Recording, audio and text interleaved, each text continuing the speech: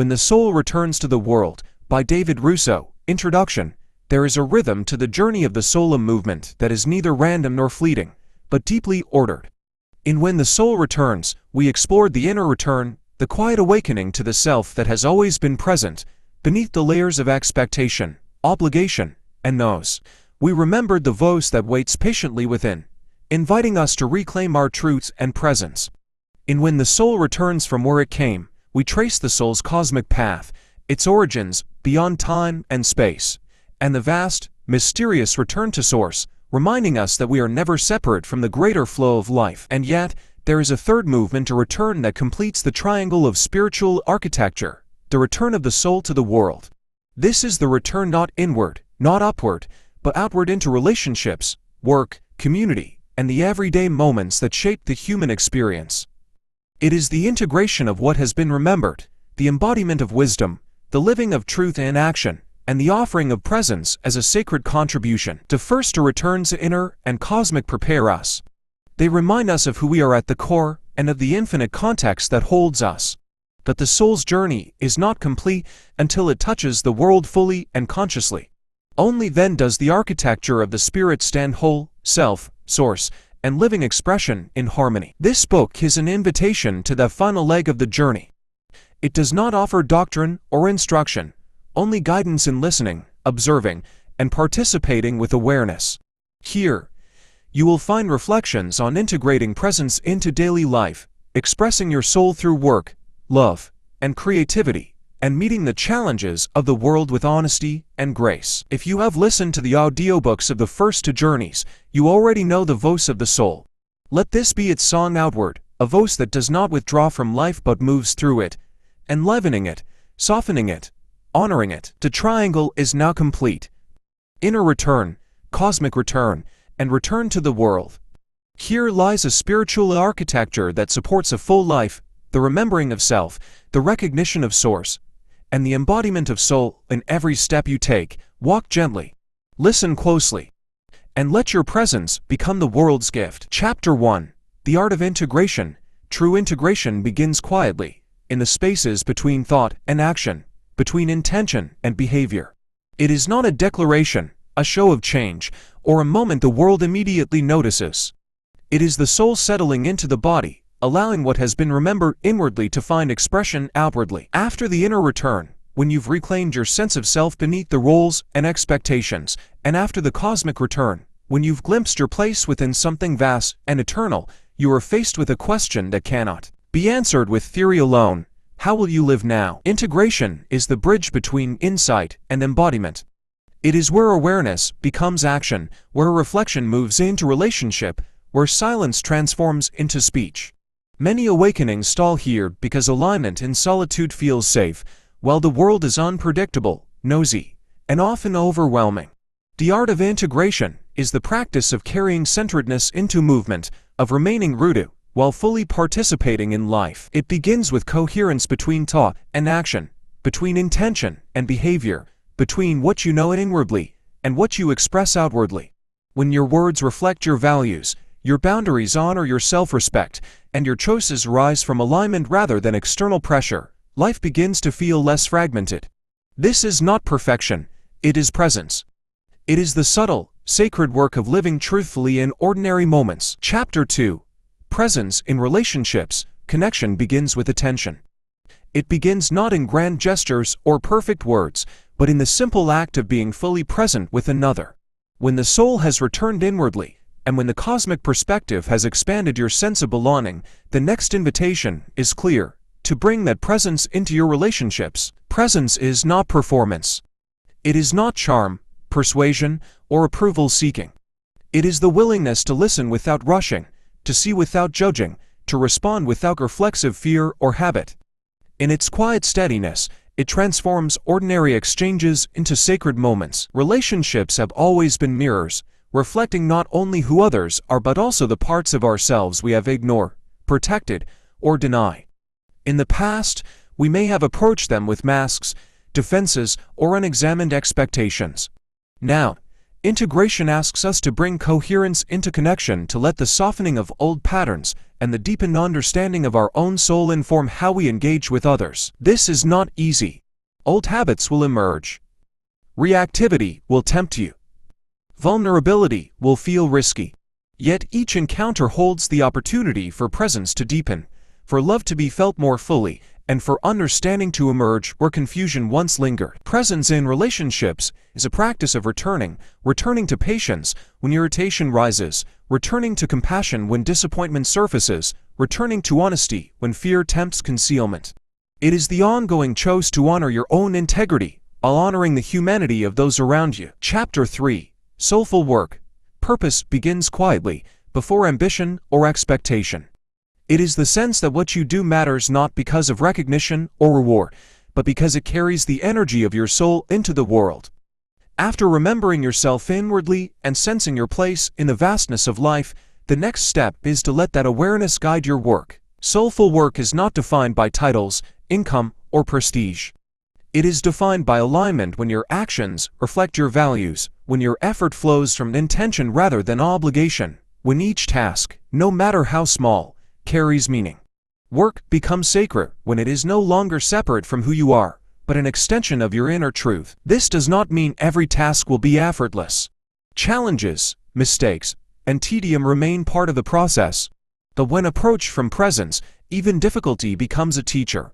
The soul teaches patience, resilience, and creativity through engagement, not avoidance. To work soulfully is to be fully attentive, to honor the process as much as the outcome. It is to bring integrity into every choice, whether in conversation, creation, or service.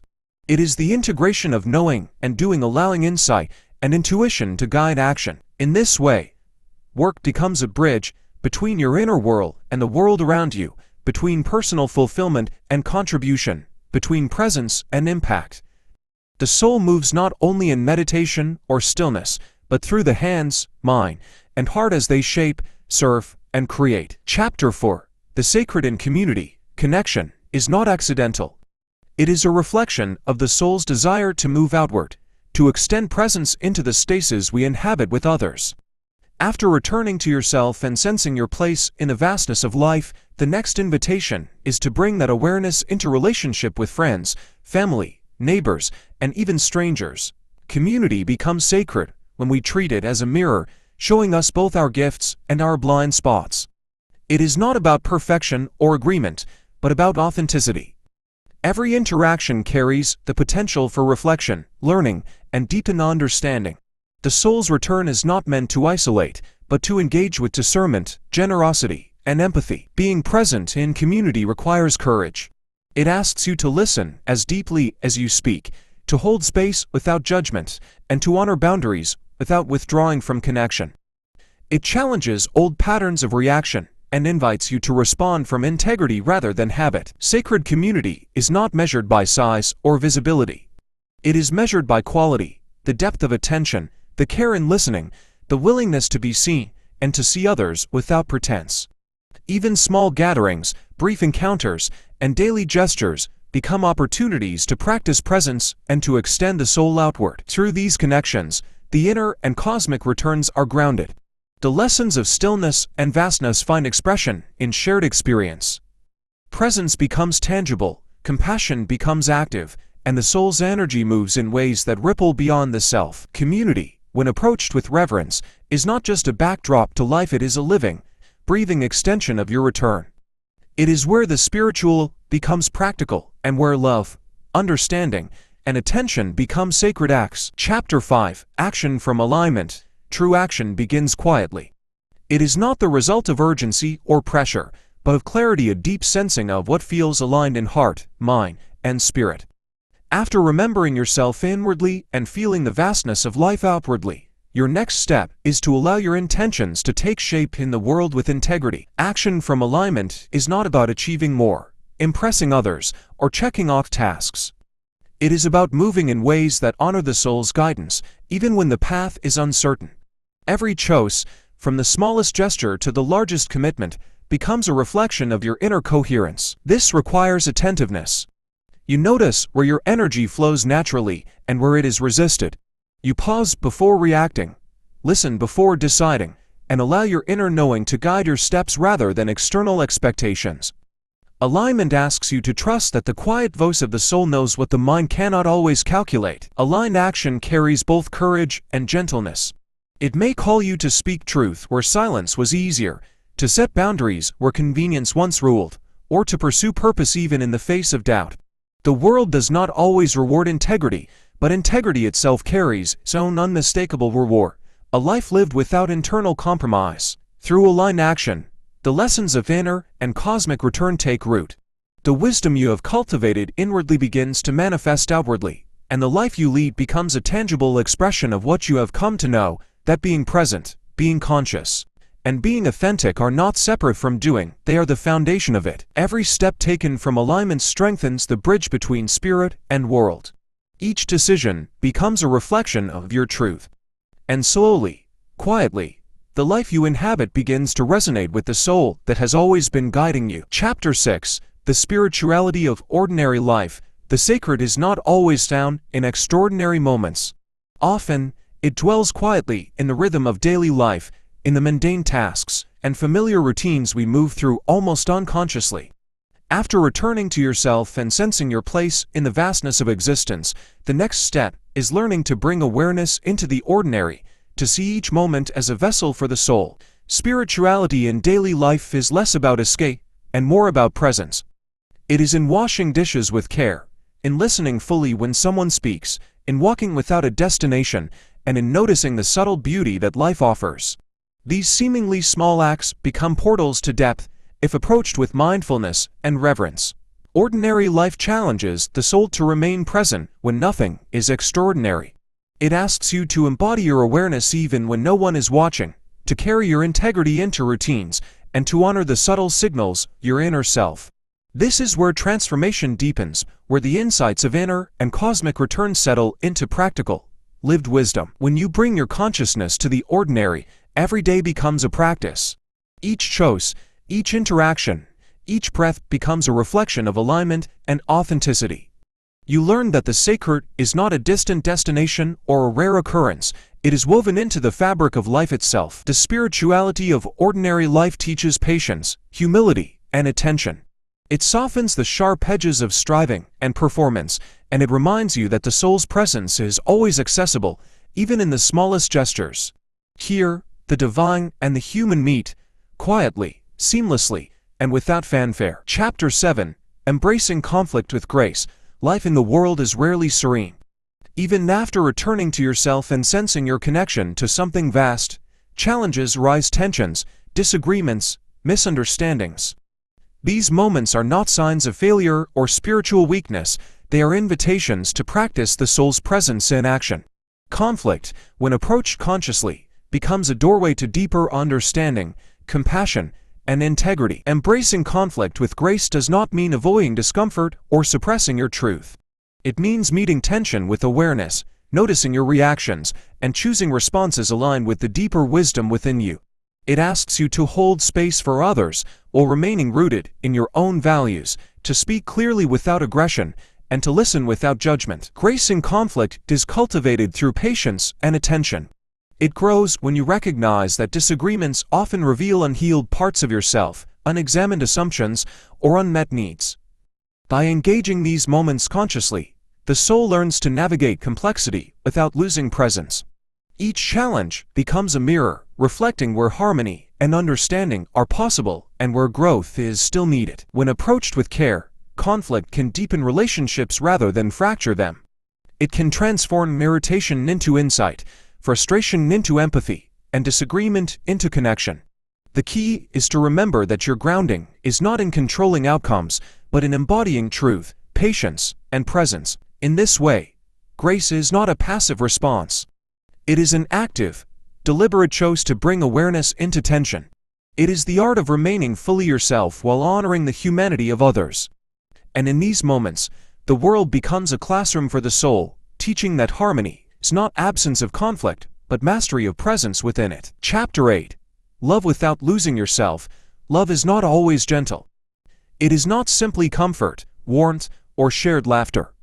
True love, whether for a partner, a friend, a family member, or even yourself requires presence, courage, and boundaries. It asks that you remain connected to your own soul even as you open to another. To love without losing yourself is to honor both your heart and your wholeness. It is to give freely without sacrificing your values, to listen deeply without dissolving your own voice, to nurture connection without becoming dependent on approval.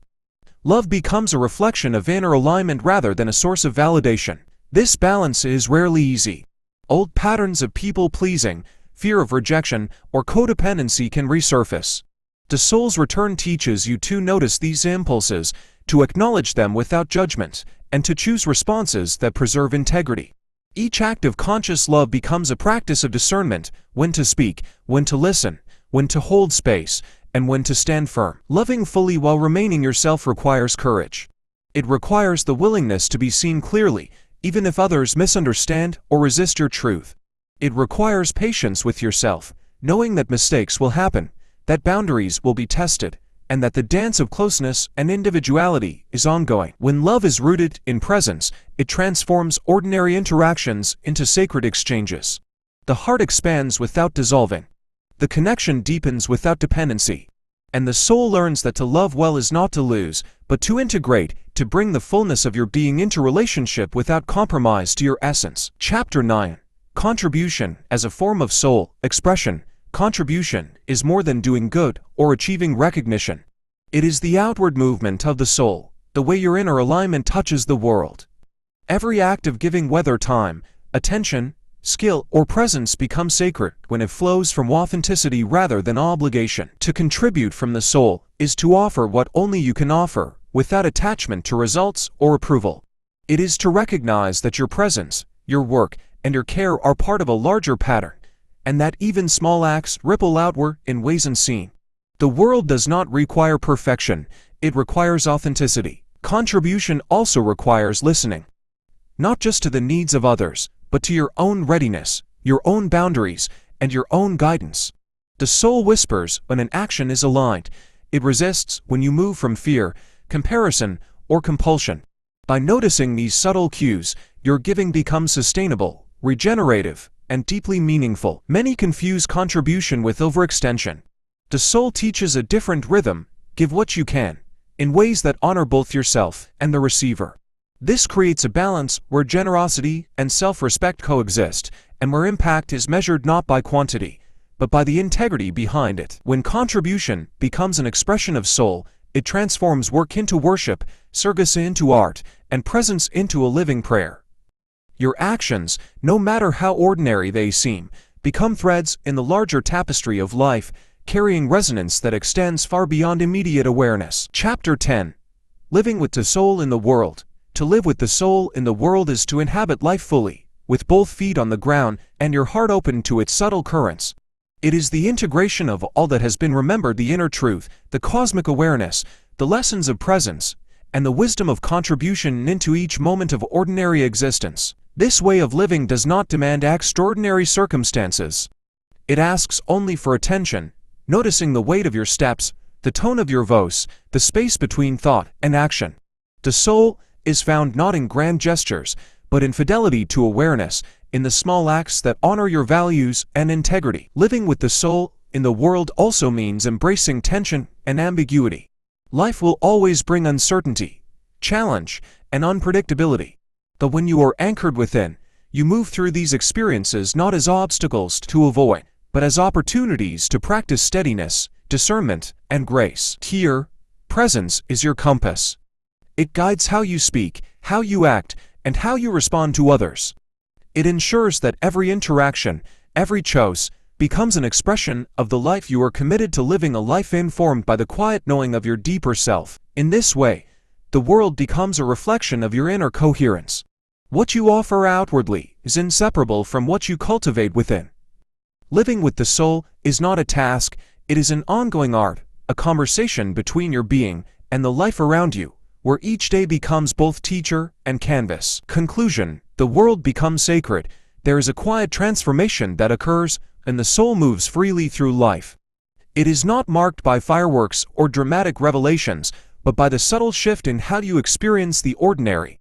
The morning light, a shared smile, The weight of a cup in your hands, all of it begins to carry a depth you once overlooked. Sacredness is not found by seeking it outside yourself.